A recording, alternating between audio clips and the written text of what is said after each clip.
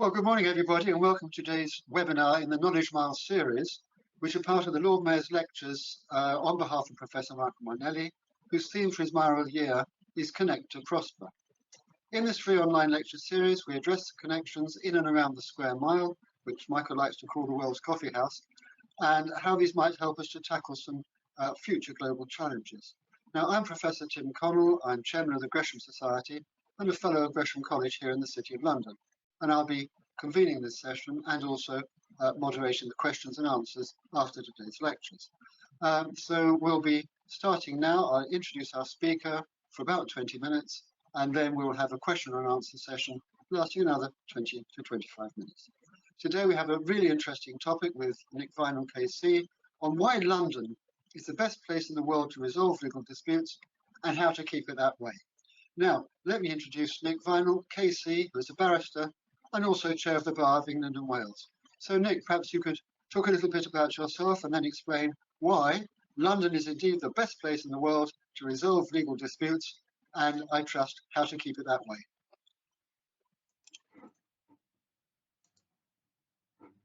Well, thanks very much, Tim, and thanks for the opportunity to give the first in this really interesting and exciting series of lectures. As you said, I'm a barrister. I was called to the bar in 1988. I took Silk, which is what makes me a KC, in 2006. And my practice over the years has been, broadly speaking, a commercial and construction practice, some of it in the courts here in London, and some of it in international arbitration, both here in London and abroad. And so the topic I wanted to speak about was why London is, I think, the best place in the world to resolve legal disputes, and perhaps at the end briefly, how to keep it that way. And I'm going to get straight to the heart of it. It seems to me that I must just work out how to get to the next slide. There it is. That we can identify probably 5 factors that favour London. The first one is the English language. No need to dwell on that, but it is actually really important. As we all know, English is the most widely spoken language in the world, with 1.3 billion speakers, and it is, of course, the international language of commerce. So that if commercial disputes need resolving them in a place where everybody speaks English is obviously helpful. I'm not going to say anything more about that factor because it's something which we're just lucky to have and can't control. But the other factors are things which we've developed over the years, and I'll say a little bit more about each of them. But first, the fact that we have English and Welsh law. And I'm just going to pause there and explain that I say English and Welsh law because England and Wales are a single jurisdiction and we share the same law, at least the same common law. And as I go on, I'm going to drop the Wales bit for shortness, but it is important to remember that our law is the law of England and Wales. The third factor is our courts and our judges. The fourth factor is arbitrators and arbitration bodies, and I'll explain in a minute what the difference is between courts and arbitration. And the third is the wealth of domestic and international professional talent that you can find in London.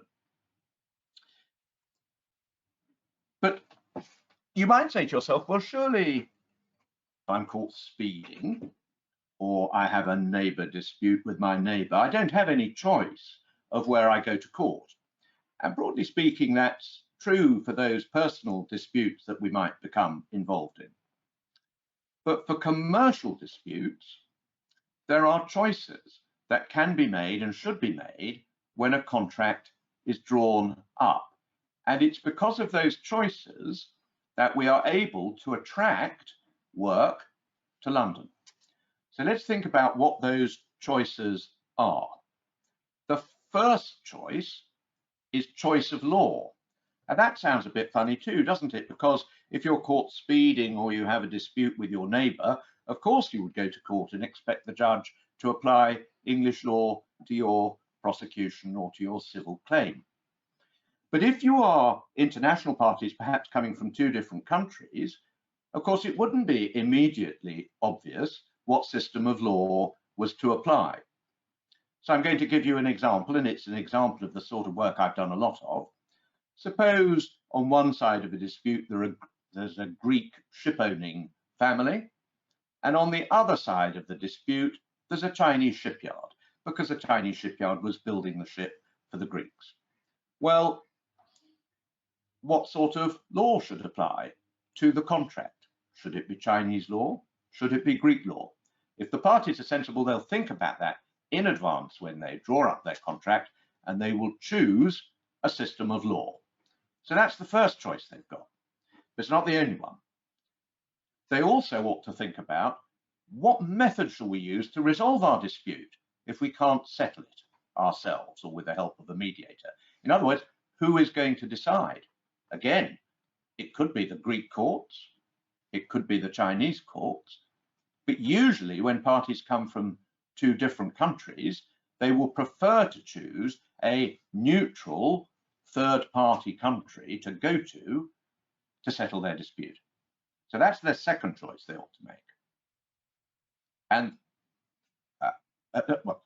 the second choice is, should we litigate or arbitrate?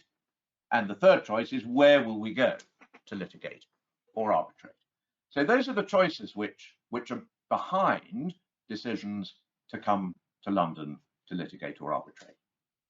Let's focus on the first one, the choice of English law. Why would you choose English law rather than, say, Greek or Chinese law? Well, I think there are a number of factors. First of all, English law is a really well-developed system.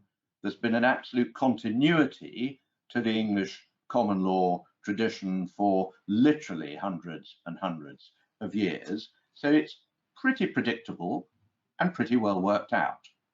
And that means that a lot of quite specific legal issues have already been resolved in cases which you can find in the law books. And that means those issues have been resolved already at somebody else's expense. So that's quite attractive. So if you've got a case about a charter party carrying goods on board a vessel, a lot of the issues which might arise in that area of law have long ago been settled. So there's a well-known answer, and actually you won't need to go to court or to arbitration to resolve it, because everybody already knows what the answer is.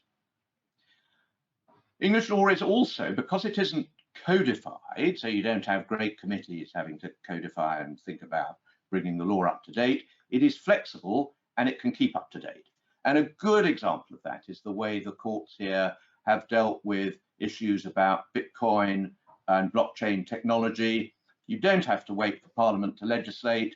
The judges can apply existing principles to new factual issues and keep up to date. I think there's a strong streak of pragmatic common sense, particularly in commercial law. It's very rare that a lawyer advising on English law will give you advice on the result and you think, that makes no sense at all. It's pretty sensible, pragmatic, and commercial. And we do tend to require parties to stick to the bargain they recorded in writing without taking into account too much of the other factors which might be behind their decisions. And that most commercial people like, because it means you read the contract before you sign it, and the promise is the promise that's written down in the contract. But the final point is the best of all. It's free. All you have to do to opt into English law is to say so in your contract. You don't have to pay anything for centuries worth of development of the law and intellectual property associated with it.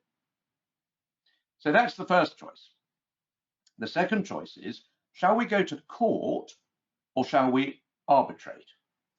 Well, the idea of going to court is probably quite well known, but not everybody's quite so sure what an arbitration is. And an arbitration is essentially this: the parties agree that instead of going to court to see a judge, they will be bound by the outcome of a decision made by an arbitrator, or sometimes three arbitrators. In other words, the parties are agreeing with each other to opt out of court determination and instead say, oh, somebody nominated, say by the bar of the chair of the Bar Council, will decide our dispute. Or on one side, I'll appoint an arbitrator, my counterparty can appoint an arbitrator, they will jointly appoint a third, and what those three wise women or men decide, we will be bound by. So that's the essence of arbitration. Notice it's not to be muddled up with mediation. Some people get them muddled up, but a mediator is someone who helps you resolve your dispute consensually, not a person who decides. And an arbitrator is a person who you pay privately to decide your dispute. So that's what arbitration is. And if we think about the choice, what might be the factors to take into account? Well, if you go to court, it'll be in public. You might or might not want that.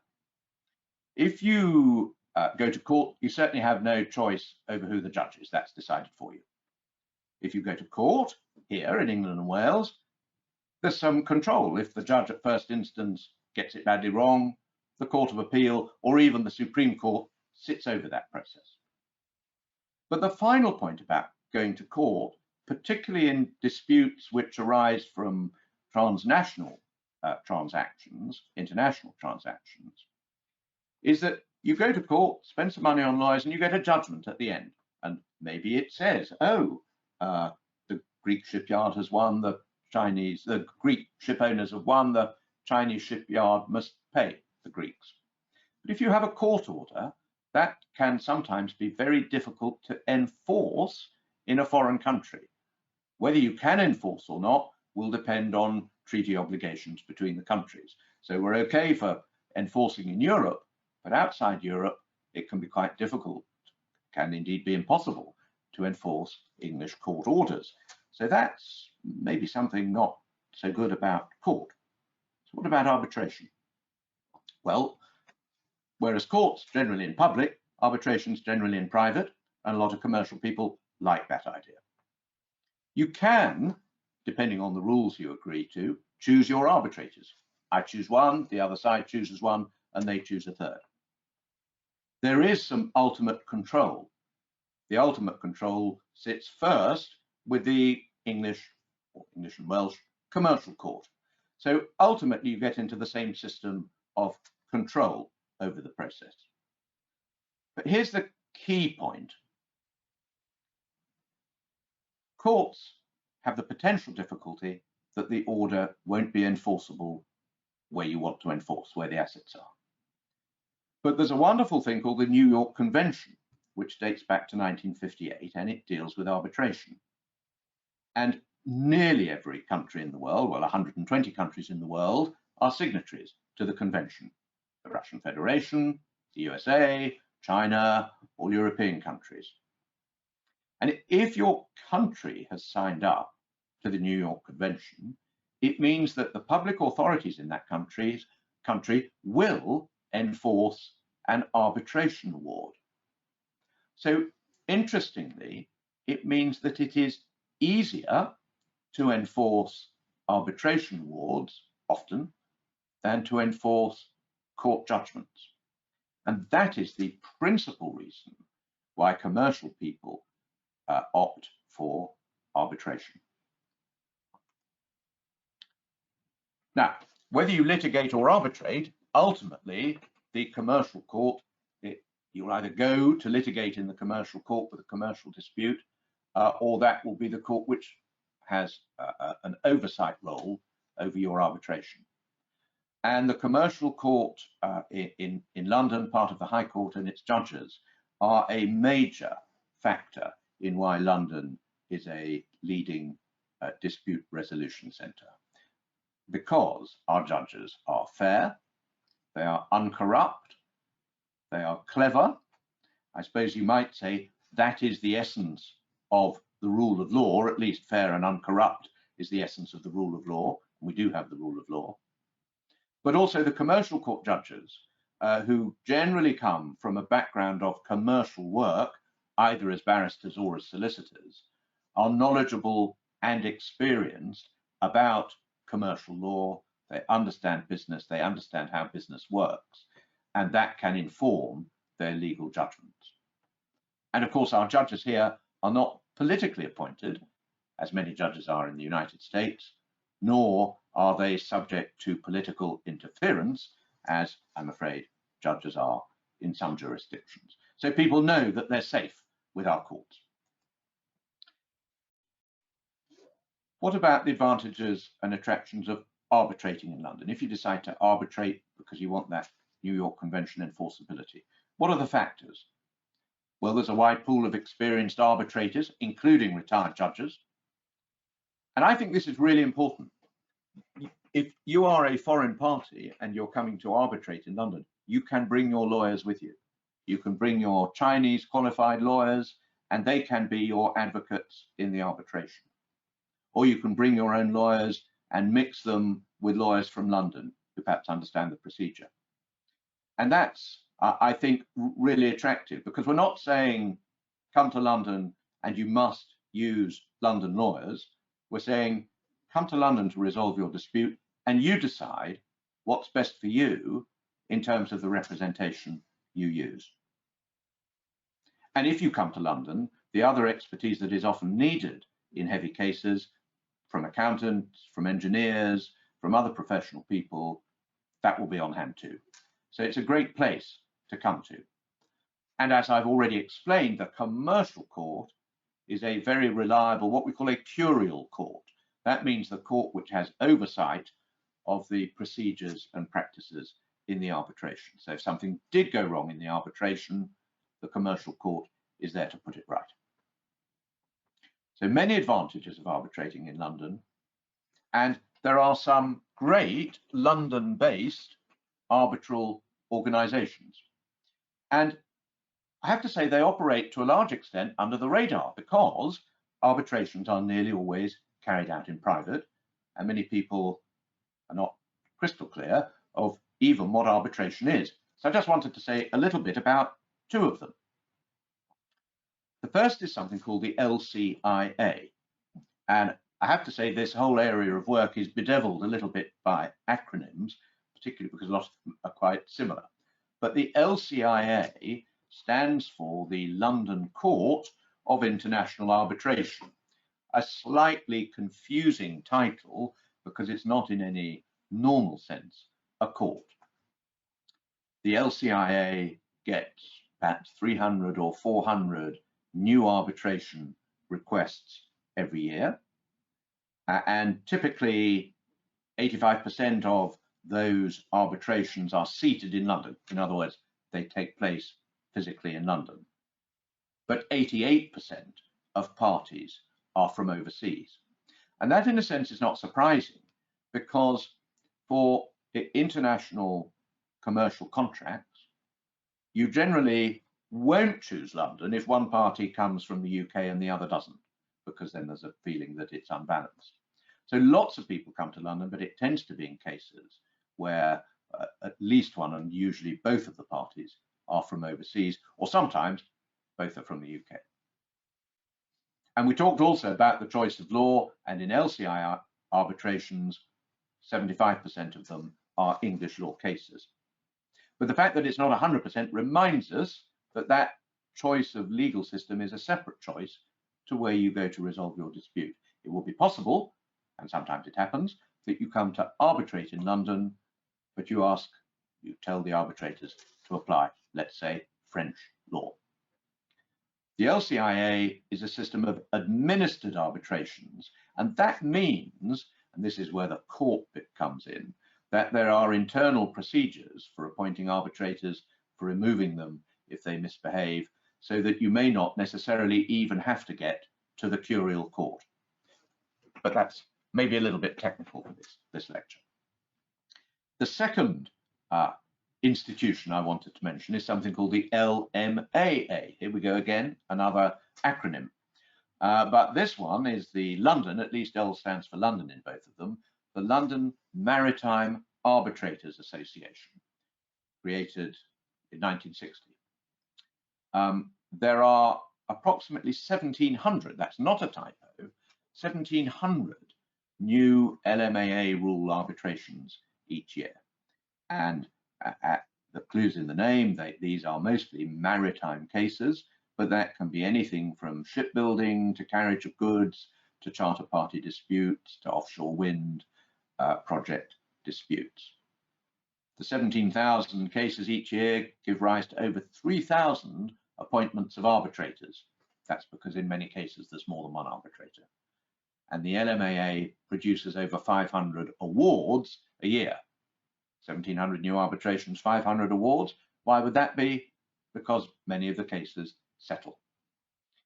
And extraordinarily, 80% or so of the world's maritime arbitrations are on LMAA terms, and nearly all of those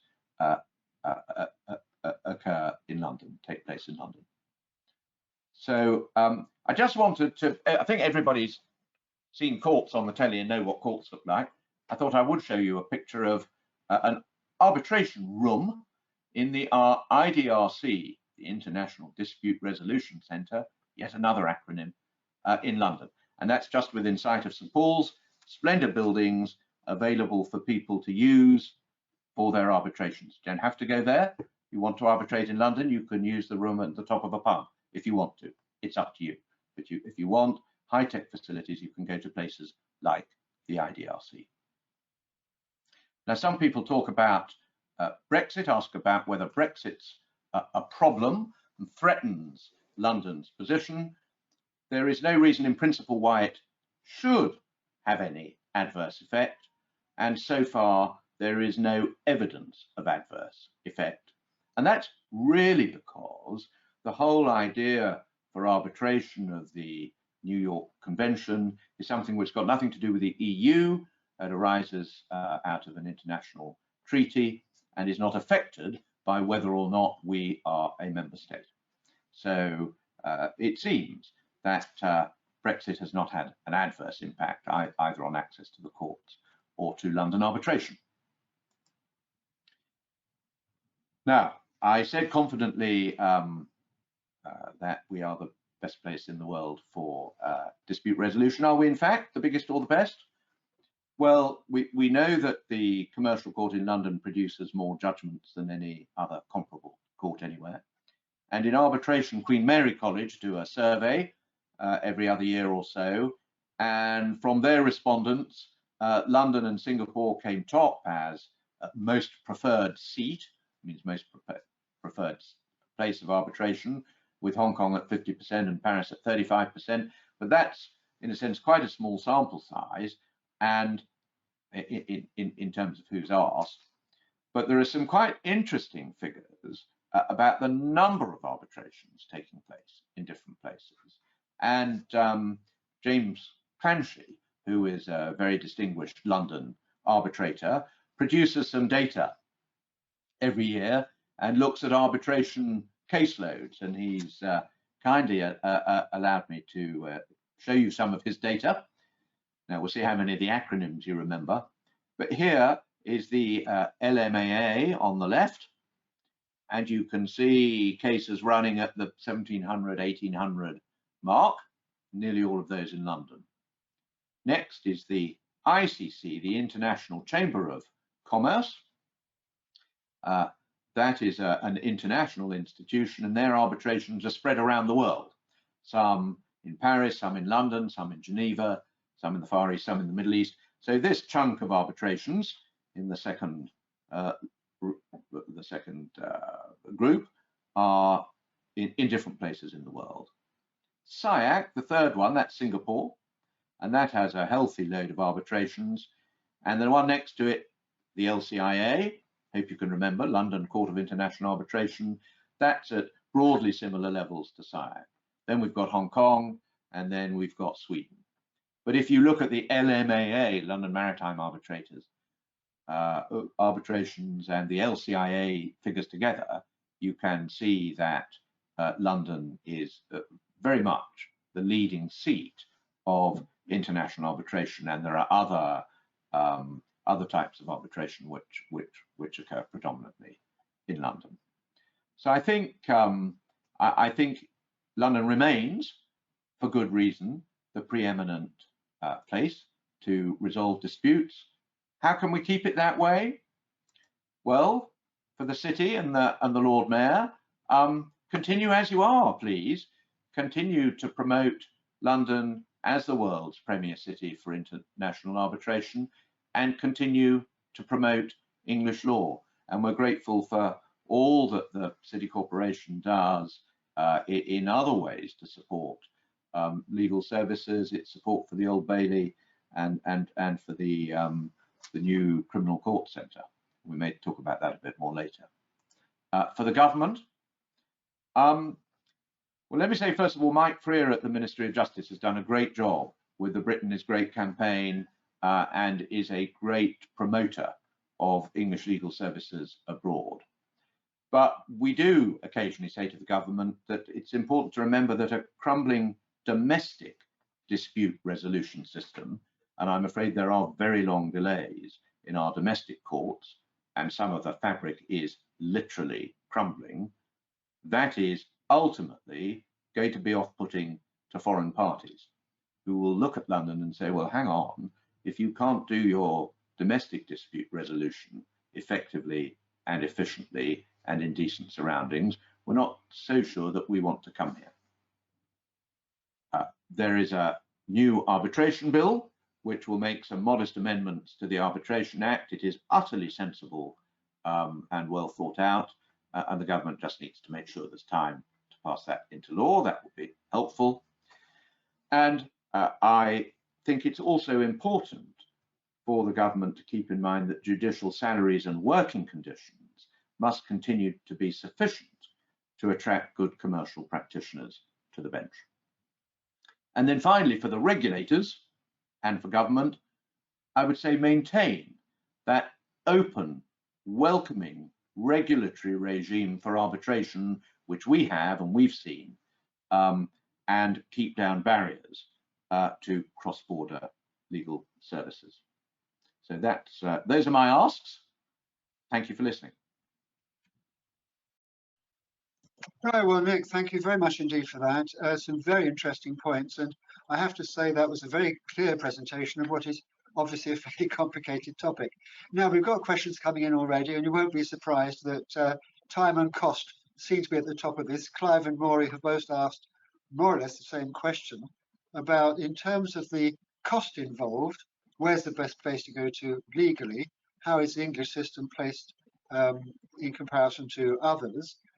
And how does London stack up with regard to the relative merits of using arbitration here with regard to cost and speed?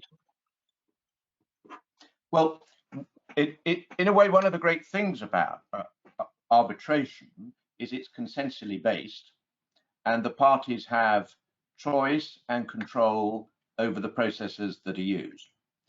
It used to be said that arbitration was often a cheaper alternative to going to court.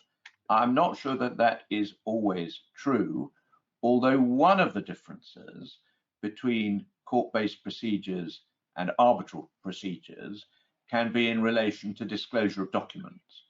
And whereas we have in our court system very onerous obligations in terms of disclosing documents, in appropriate cases, a lot of money can be saved in arbitration because the parties simply have to disclose the documents they want to rely on. Now, there are pros and cons to that. There's a cost advantage, but there may be a disadvantage in terms of ultimately getting the right solution, but the parties may be prepared to do that. English lawyers are good, but they are expensive. But I have to say, I think you would find in Singapore and Hong Kong and in other competing centres that the lawyers are expensive too. So it's probably a question of you get what you pay for, and certainly the quality in London is extremely high. The final issue probably is time and delay. For any form of dispute resolution, the difficulty can be that one party who really knows that at the end of the day they're likely to have to pay is not terribly well motivated to speeding up the process. If both parties to an arbitration or to a court case, but particularly to an arbitration, really want a swift solution, they can certainly get it. And arbitrators will respond to tight timetables which the parties seek. The problem generally is one party doesn't want it done quickly, and there what you need is robust arbitrators who will impose strict time limits. So again, choose your arbitrators carefully, choose your institutions carefully, and look for resolvers of your dispute who will take a robust approach to that. Right. Ian is asking about the impact of, shall we say, domestic arguments about the rule of law and the impact that this might have abroad. Do you think that where you have a controversy about sidelining or avoiding particular items of law in this country, can that have an impact on the perception of what is on offer here abroad? Well, Ian, I think it can, and that is why it is very important that people in positions of responsibility understand the rule of law and what it entails, and are careful in what they say. There have been, as I'm sure we all know, some examples of people being perhaps less careful than they might have been, but the present Lord Chancellor, the law officers are absolutely firm believers in and understanders of the rule of law. So I think from that point of view, things are good. Things are where they should be. Right. Deepak is asking quite a specialized question. Is there a website that lists arbitrators and mediators who specialize in different types of business? Presumably, if you've got one kind of case rather than another, you mentioned say, accountants and engineers, would you choose your company according to their particular specialization? And how would you find out who they are? Yeah, so there are different things you can do. There are some free online directories about lawyers, and they all have sections on arbitrators. So you could find arbitrators who work in different areas. Similarly, the LMAA and the LCIA maintain registers of arbitrators. So actually, a quick Google and certainly going to their websites, you will be able to find people who have both expertise as arbitrators, but also sector-specific expertise. You know, people who understand about offshore wind or about tech or whatever it is that your dispute comes from. But you know, if you're instructing a solicitor, as almost invariably you will be, solicitors will have good access to that kind of information and can point you in the right direction. Right. Well, a question from the other side of the bench from Ankitha. What is the best way to get into arbitration after graduating with arbitration in your law degree? Okay. Well, what a good question. Try to, if you're a solicitor or a barrister, go to a firm or a set of chambers which itself is involved in arbitration. But there is a kind of barrier to entry, not in a formal sense, but because for young arbitrators, the first question you're asked is, how many cases have you arbitrated? And everybody has to do a case when immediately before it, they hadn't arbitrated in any cases. But there are some things you can do. You can look out for, some of them will not probably be pro bono, not paid, but you can look out for systems which are looking for very low-level disputes to be arbitrated. The Bar Council has some appointments which are pro bono appointments to resolve disputes, sometimes between barristers and their chambers in arbitration. So look out for that kind of thing, which can build you some experience in being the decider of a case. And it doesn't matter to begin with. If those cases are very low value and trivial, you will be able to show that you've got some experience in taking on that role. Is this the kind of area where you might get a post, say, for a summer vacation as an intern, or is this area just too complicated for that? No, you could do that, and there are also for young lawyers some arbitrators and arbitral institutions who use arbitration secretaries to do some of the spade work, to draft some of the background material and so on. And that can be a very useful way in. A lot of arbitrators who started off doing that sort of role. Right. Coming back to your case of a Greek ship or ship in a Greek port with a Chinese shipyard, do you get multiple situations, say, where there's a Spanish ship in a Greek port with a Chinese cargo and getting into disputes with each other, or is it largely involving two parties? Can you have multiple cases? That's a really good question, because legal disputes certainly do often involve many parties.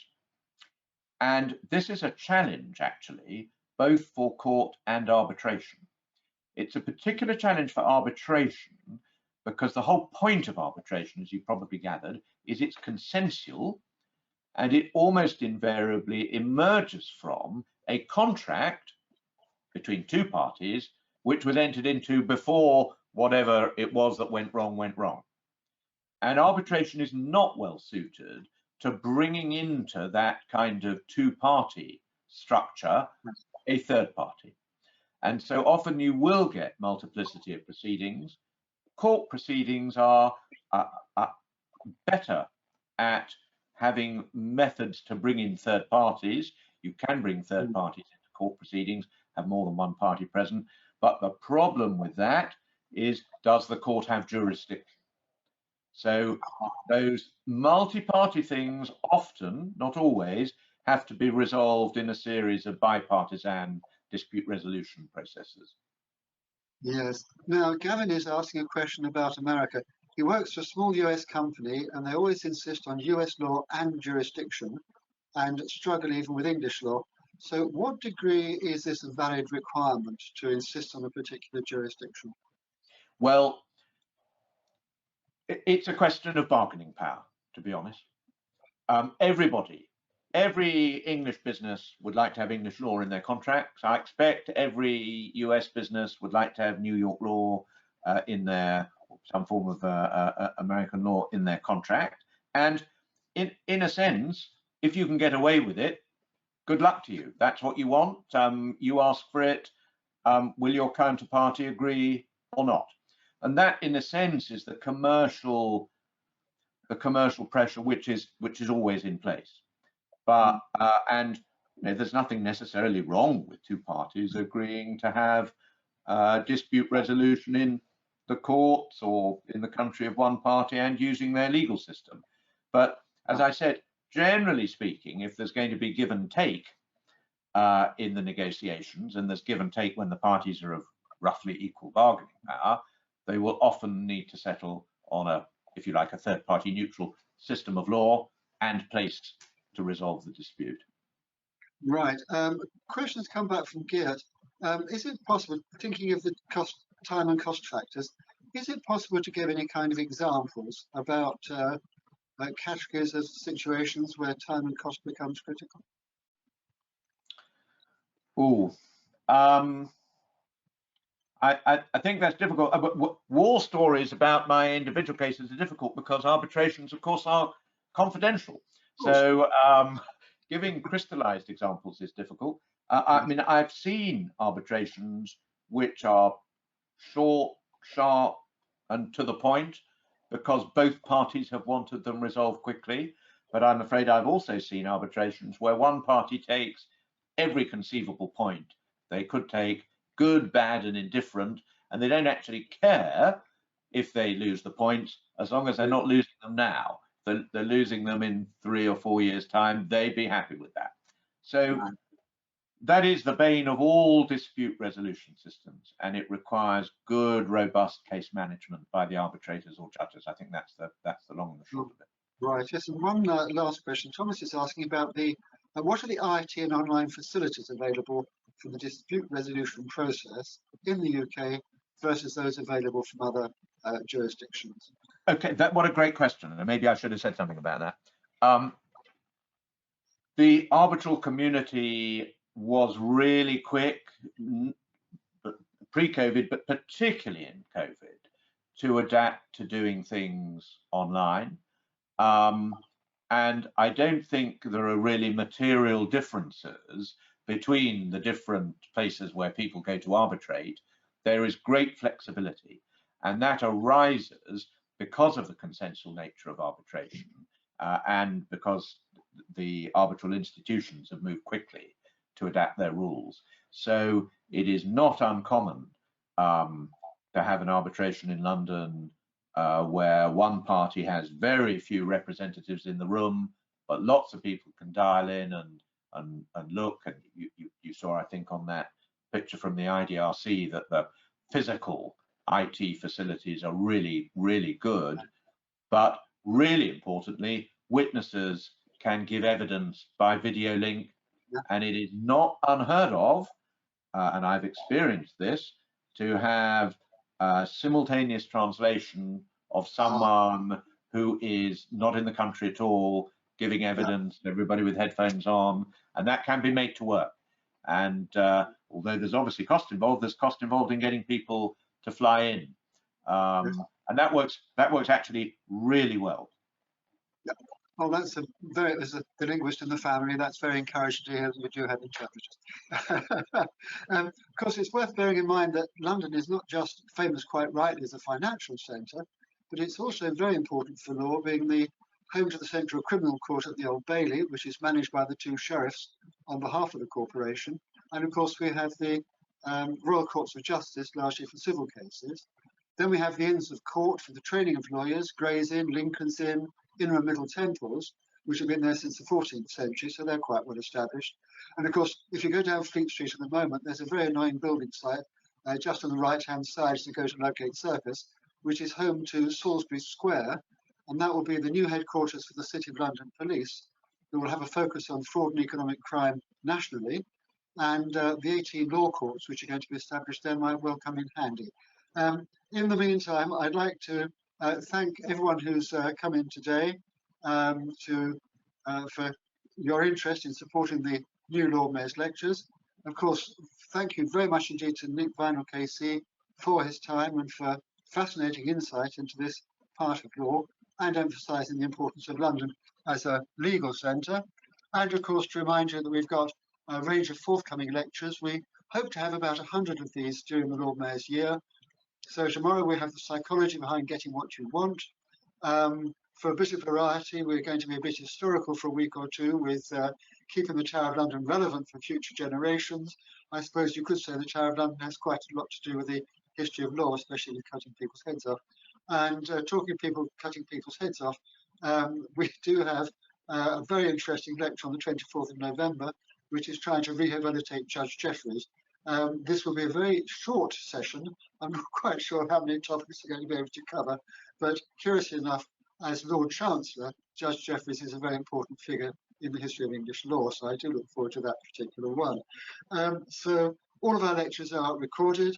You just go onto our Gresham Society website, you go onto our YouTube channel, in case you'd like to revisit anything. These things will be up, and we hope to see you all again for another lecture in the Knowledge Mile series. But thanks once again to Nick Vineall for a fascinating lecture, tremendous amount of detail, a complicated topic, which has come across very, very clearly indeed. And I think that will be very useful for people, not only those who are in or on the margins of law, but people who might even find themselves getting involved and trying to understand more about this topic. Thank you very much indeed, Nick, for your time, for your insights, and indeed for your expertise. Thank you very much indeed. Thank you very much, everybody, and goodbye.